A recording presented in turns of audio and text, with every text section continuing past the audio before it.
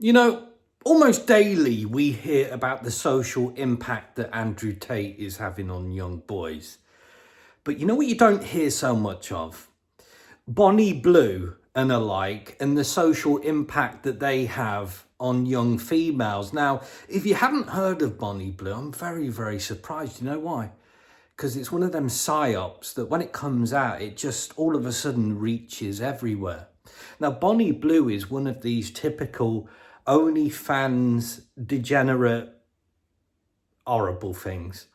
And one of the stunts that she did was supposedly sleep with over 1,000 men within 12 hours, although I think the jury's out on that one.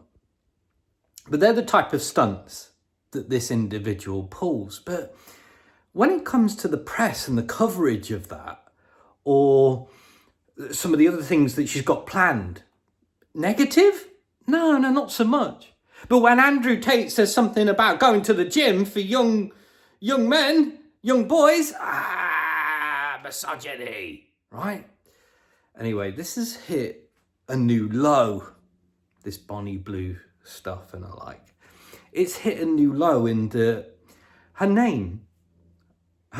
she's being represented by a football team, only a small football team near Plymouth, but on their kit, they're going to have her name. She's the sponsor on the football kit.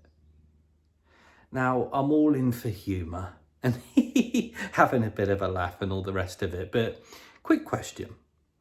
In regards to football and watching football, yes, the overwhelming demographic is, of course, men, and I'm sure that's where the sponsorship comes from.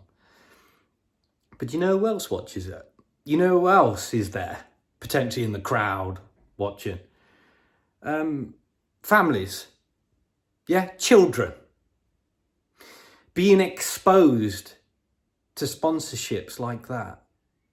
Now, once again, will you hear negative press about it? Highly unlikely. But you'll continue to hear negative press about the Tates and the misogyny that they push. But when it comes to these OnlyFans types, no. But I suppose it's when the psyop fits, when the narrative fits, right? Ta-ta.